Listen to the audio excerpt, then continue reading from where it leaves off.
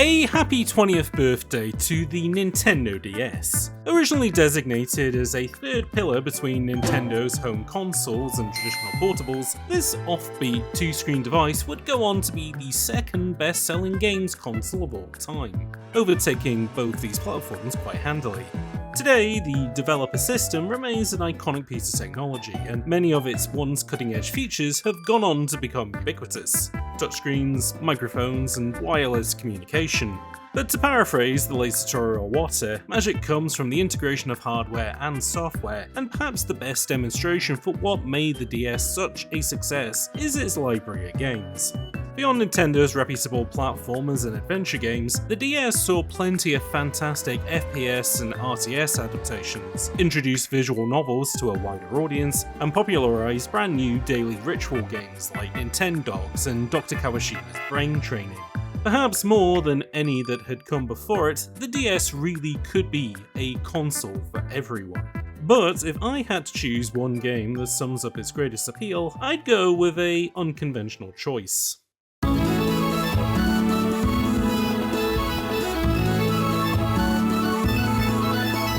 Developed by Skip Ltd in 2007, Chibi-Robo Park Patrol is the second game in the short-lived Chibi-Robo series. It's a follow-on to the GameCube's cult classic, which had built a fanbase not just for its own unique personality, but the developer's association with the legendary studio Love the Lick, whose influence is indelible to so many cult games of the 2000s. Unfortunately, their title struggled to sell to a mainstream audience, and this applies to Chibi's second outing. Although it debuted second place on the Japanese charts, Park Patrol failed to catch on in the United States due to a Walmart exclusive release, and was denied release in the European Union. In fact, I only played Park Patrol on a hacked 3DS some 15 years after release. So why should a somewhat failed franchise outing from a cult studio be my go-to representative for the enormously popular Nintendo DS? Well, not only does Park Patrol massively utilise the console's best features, but to me, it exemplifies the joy of portable games.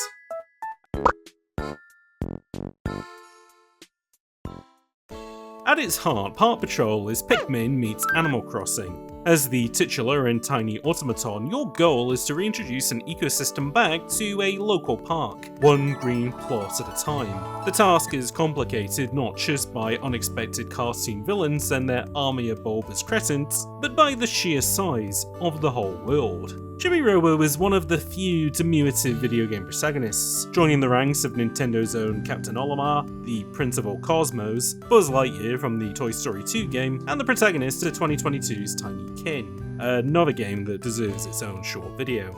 The character's stature reimagines our world as being more exceptional than it seems to us giants. Used cutlery becomes tools in the hands of Chibi-Robo, pipes become quick shortcuts, and of course, human feet are terrifying obstacles to overcome. Unlike Super Mario or Link from The Legend of Zelda, Chibi's adventures aren't epic journeys to save royalty, but instead community service, where he helps out townspeople and fellow toys with one small act of kindness at a time. In that respect, Chibi-Robo embodies the notion that big things come from small beginnings, and unlike Captain Olimar of Pikmin, he can only rely on himself to get work done. Though, like that game, his adventures are very much resource-driven. Chibi-Robo's major malfunction is that he runs on a limited battery supply. All actions, including the simple act of moving about, saps away at his reserves, creating a need for him to constantly recharge, done at power points he plugs his hanging socket into. In the GameCube original, there are plenty of power points throughout the house, and they create a number of active zones that a player remains in during activities. Park Patrol makes two appreciated changes to this concept. For the first few hours of the game, you only have a single charging point, the park's entrance where Chibi-Robo's home is. The second is that electricity can only be generated via a currency called Happy Points, which can initially only be cultivated by creating new flowers. This system rocks, because not only does it drive the need for Chibi-Robo to stay alive, it also adds some appreciated strategy to each outing. When Chibi ventures back out into the world, you have to decide where to use his limited energy best. Through this lens, you study the realities of this world and how to mine its opportunities. For example, Chibi-Robo is more energy efficient when moving over paved paths than he is grass and dirt, which naturally drives a player to want to build new paths. In silly fashion, he eventually unlocks the ability to sit down to slide down hills, which eliminates any energy use. This is part of what makes Chibi-Robo an exercise in what I call enjoyable friction, especially early on. Because of both the daily timer and Chibi's own energy supply, you want to try and work as efficiently as possible. His design is an initial prod for players to consider how. An extension cord runs out of his behind like an animal's tail, and after a while you notice that it subtly slows him down, whereas Chibi can hold the plug above his head, which lets him move a little quicker. Sure, it's an extra action press to remember, but like remembering to zip up your fly, it creates a positive habit that'll pay off throughout the working day.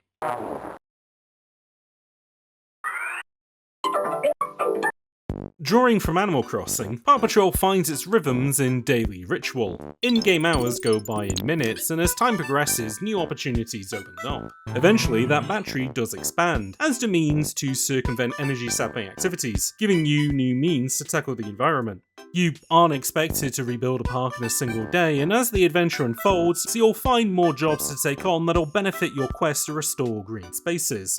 For example, one means to generate happy points is by selling excess flowers to a shop owner outside the park, who gives bonus multipliers depending on which coloured flowers he needs most that day.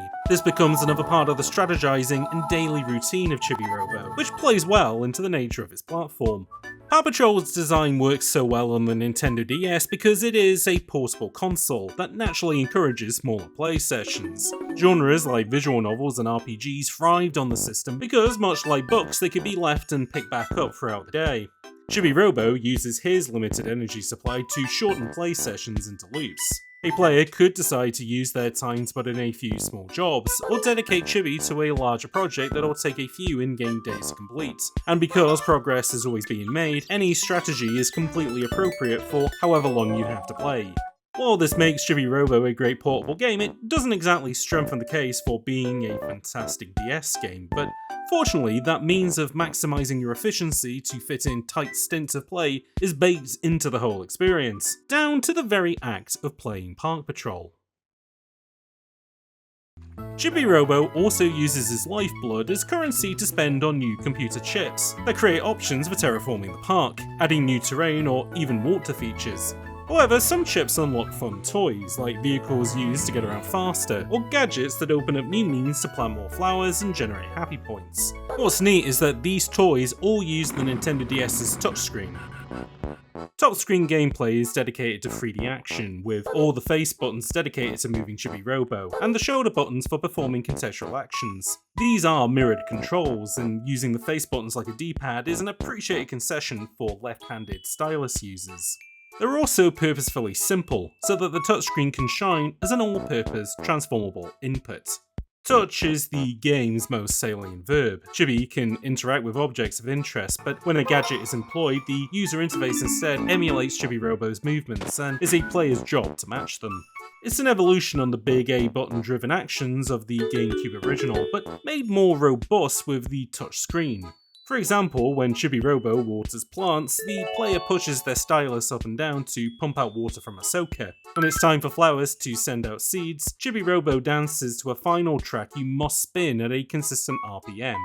It's silly, but each use of the touchpad gives these toys a texture lost when button mashing, and what's interesting is how these contextual gestures become easier to pull off as they're repeatedly performed. My favourite example is when Chibi-Robo unlocks a little bicycle to get around the world faster, and a player is asked to turn the pedals on the bottom screen while steering him at the top. Riding a bicycle in games previously always felt like lower powered motorcycles, as in you holding a button to accelerate, but by making players turn the pedals whilst also having to control their steering, it becomes a memorable action. When thrown into dangerous situations like crossing a busy street as a little robot, that frantic rush to pedal becomes scarier because of the higher risk of touchscreen fumbling. The fortunate thing about Park Patrol is that if the bike ever does become too complex, Chibi can go off and go back to walking. Difficulty is managed entirely by a player. To make elaborate jobs easier, more complexity in the controls is added, or there's a greater cost to energy use. But I love that, through mechanical skeuomorphism, the developers have recreated the awkwardness of initially riding a bike, before becoming more comfortable and confident with it. It's an experience totally unique to Park Patrol, and it helped its thesis of enjoyable friction click into place.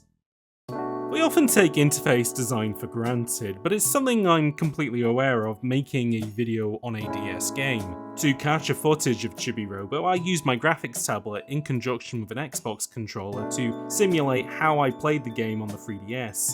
It wasn't comfortable, but it was a better solution than trying to use a mouse in a small window. The same has gone for how I've decided to present this footage. It genuinely goes to show how much the standardization of particular hardware limits what kind of videos can be made, similar to how the standardization of controllers and even games hardware has led to some genres waning and others succeeding. But for titles like Park Patrol, the effort to recreate the game at its best is worth it.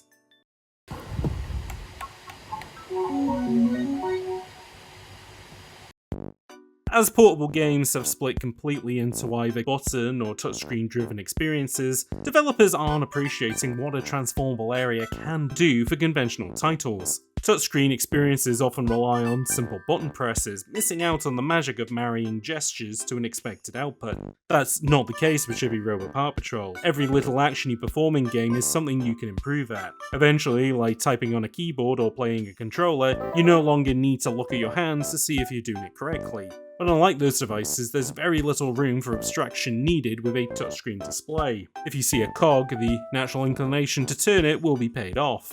Nintendo have been a master of pairing on-screen actions with esoteric control schemes since, and although Park Patrol wasn't a game developed internally, it does very much follow that want. Park Patrol is a far better platform demonstration for the Nintendo DS than Nintendo's own Super Mario 64 DS. Instead of awkwardly trying to work in jumps and fast action that was never going to play well on such a small device, Chibi-Robo's contextual-driven action is a joy for everything a touchscreen can achieve.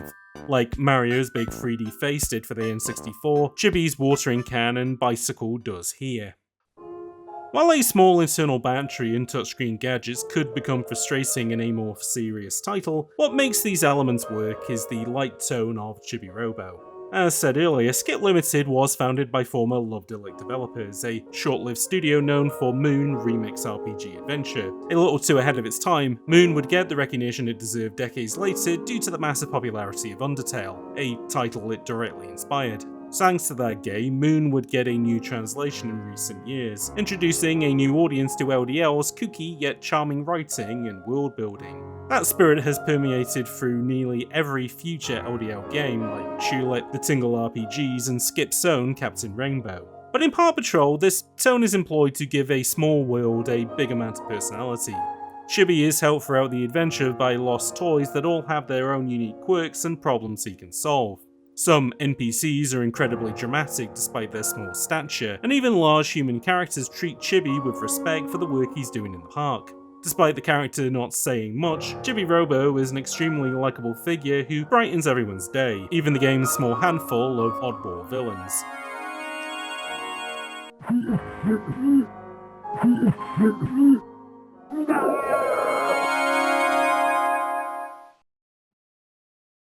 The Nintendo DS, like Chibi-Robo, might have been small, but it often brought a lot of joy through unconventional means. Like its dual-screen nature, the DS library found most of its successes in catering to two distinct audiences. Chibi-Robo also fits neatly between these two audiences. A platformer like Mario, but stripped of jumping and other unnecessary action, with a touchscreen-driven interface that turned gadgets into microgames. The game also tapped into daily ritual games by putting a time limit on how much Chibi could achieve in a single round, letting players decide how much or how little they play at once. It's a shame that the closure of the 3DS eShop has marked an end for this era, but it's all the more reason to celebrate what made the DS and games like Chibi-Robo Park Patrol so special. Few consoles and characters embody the joy of gaming like they did, and while the DS and Chibi-Robo may be gone, lessons can be taken from their successes and planted like seeds to grow beautiful new parks.